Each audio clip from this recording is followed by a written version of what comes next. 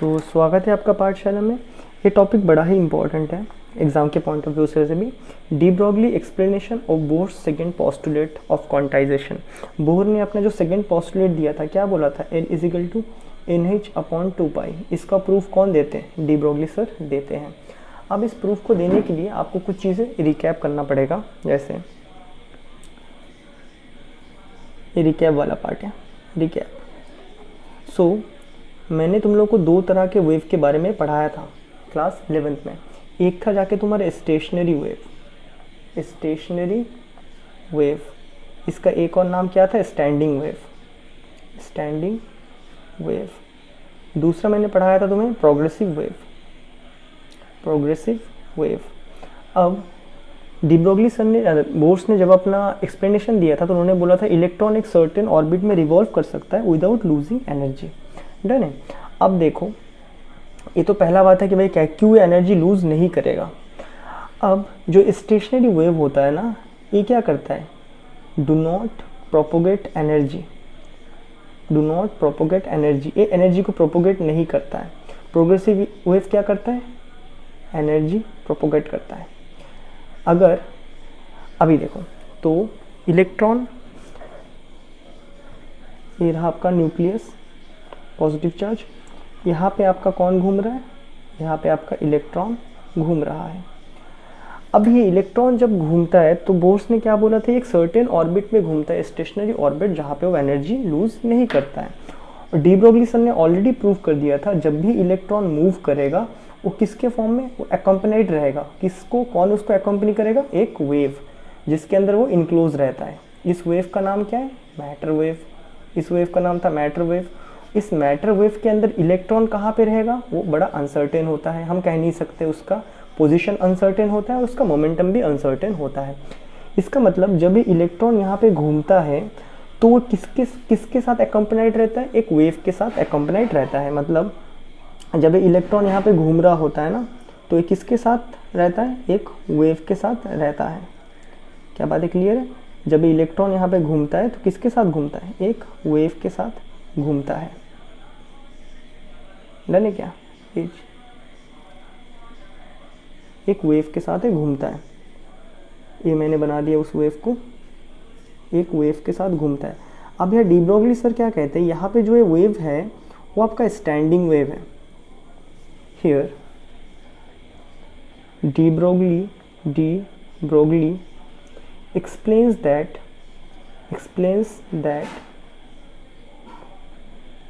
electron revolves around a nucleus is accomplished या फिर accomplished by matter wave, and the matter wave is stationary in nature। ये जो matter wave है वो stationery है nature में। इसका मतलब क्या होता है? इसके अंदर इलेक्ट्रॉन कहाँ पे रहेगा वो हम नहीं बता सकते, क्योंकि मैटर वेव के अंदर इलेक्ट्रॉन कहाँ है वो बताना पॉसिबल नहीं है। वो हमने पहले ही बात कर लिया है। डन है। तो इस डायग्राम को थोड़ा प्यार से बना लेते हैं। Okay, matter wave is stationery and nature and the position of electron in the wave is uncertain. इसका पोजीशन क्या है? अनसर्टेन है। And momentum is also uncertain. Done है क्या? पहला बात यहाँ सुनने वाला बात है। डी ब्रॉगली सर क्या कहते हैं कि मैटर वेव के अंदर इलेक्ट्रॉन का पोजीशन क्या रहेगा वो हम नहीं कह सकते, ना ही उसका मोमेंटम कह सकते हैं। लेकिन बोह्र's सर बताते हैं कि एंगुलर मोमेंटम इतना होगा। डी ब्रॉगली सर क्या कहते हैं? ठीक है, मैं बोलता हूँ, मैं मानता हूँ कि भाई पोजीशन अनसर्टेन है, मोमेंटम अनसर्टेन है, लेकिन आप बोह्र's के फॉर्मूला से आप एवरेज मोमेंटम निकाल सकते हो। डन है क्या? क्या कहता है, ये वाला पार्ट आपके लिए लिख रहा हूँ मैं।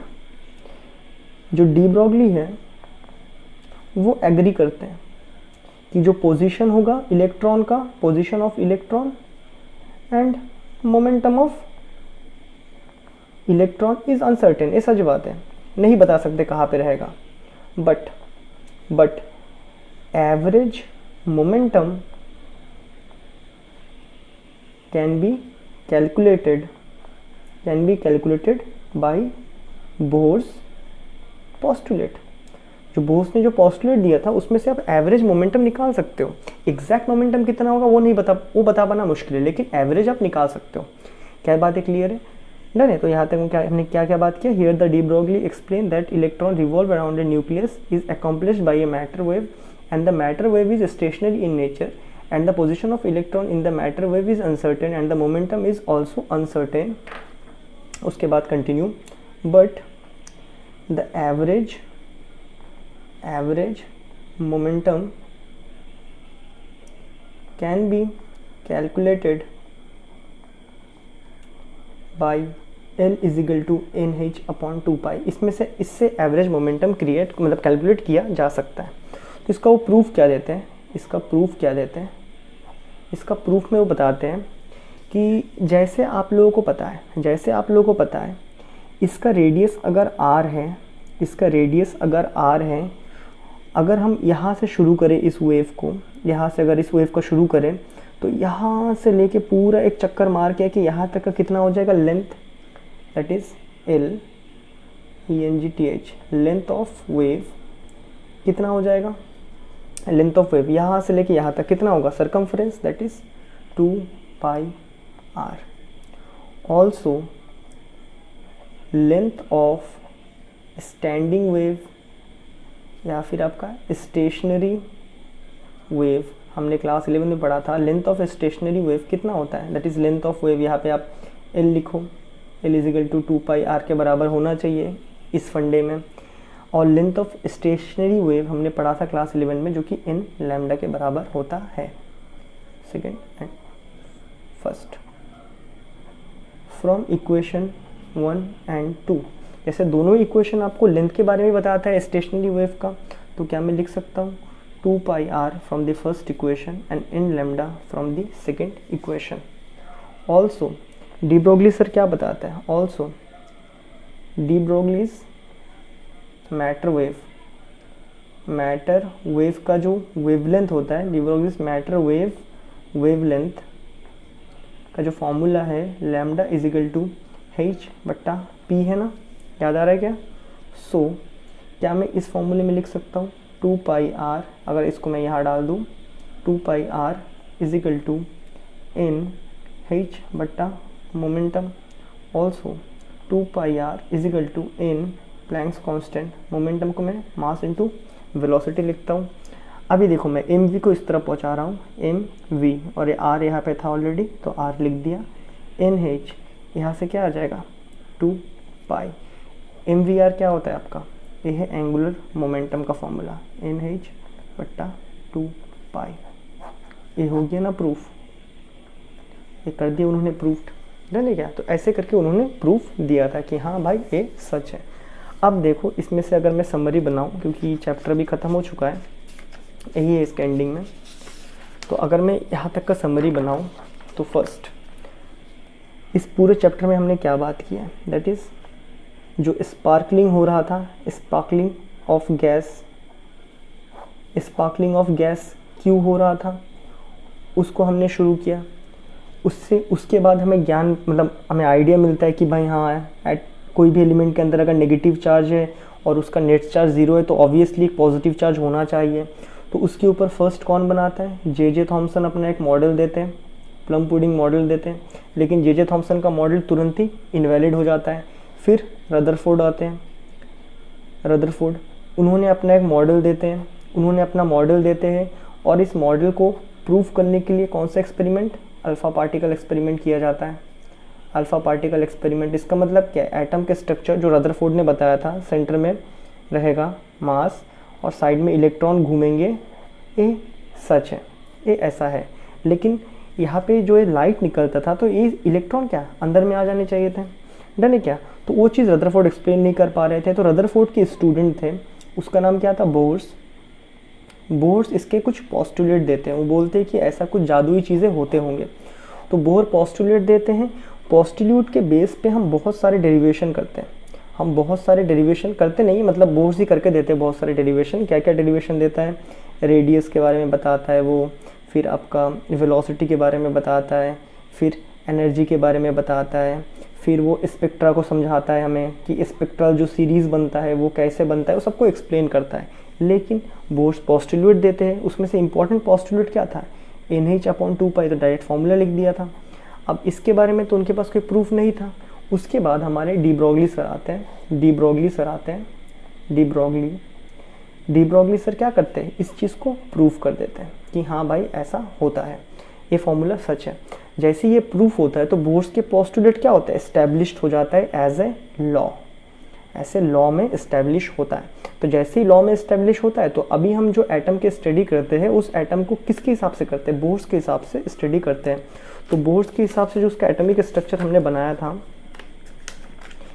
कहाँ गया वो डायग्राम, अच्छा बढ़िया से बैठ के बनाया था हम लोगों ने, हाँ। सो बोर्स का जो एटम रहेगा कुछ ऐसा रहेगा, पहला रेडियस, फिर और दूर, फिर बहुत दूर, याद आ रहा है क्या, ये सब प्रॉपर्टी। तो ये सारे प्रॉपर्टी को बेस्ड करके जो बोर्स का एटम है, हम वो एटम को उस हिसाब से स्टडी करते हैं। तो जब एक एटम आयनाइज होता है तो उस पर्टिकुलर मतलब उस ऑर्बिट में एनर्जी कितना होता है, 0 होता है। क्या ये बातें क्लियर है। तो अभी अगर मैं तुम्हें बात करूँ, ये तो हमने इस चैप्टर तक बात किया। अभी देखो, अभी हमें क्या पता है, इस चैप्टर को जब हम ख़त्म कर रहे हैं तो अब हमें क्या पता है, क्या क्या हमें पता है। हमें पता है electron that is negative charge revolve around nucleus, done है। दूसरा क्या है, nucleus is a positive charge. Nucleus क्या है, एक पॉजिटिव चार्ज है खाली, जिसके अंदर खाली पॉजिटिव चार्ज है। बट तुम लोगों को पता होगा न्यूक्लियस के अंदर आज हम क्या बोलते हैं, एक और चीज़ है। एक तो देखो ऐसा होता है ना, इलेक्ट्रॉन यहाँ, न्यूट्रॉन, प्रोटॉन। तो प्रोटॉन तो पॉजिटिव चार्ज हो गया है, न्यूट्रॉन का फंडा तो अभी तक शुरू ही नहीं किया हम लोगों ने, नहीं क्या। तो अभी तक हमें इतना पता है, इस चैप्टर तक जब हुआ था रिसर्च तो हमें बस इतना ही पता है कि इलेक्ट्रॉन एक नेगेटिव चार्ज वो पॉजिटिव चार्ज के इर्द गिर्द घूमता है।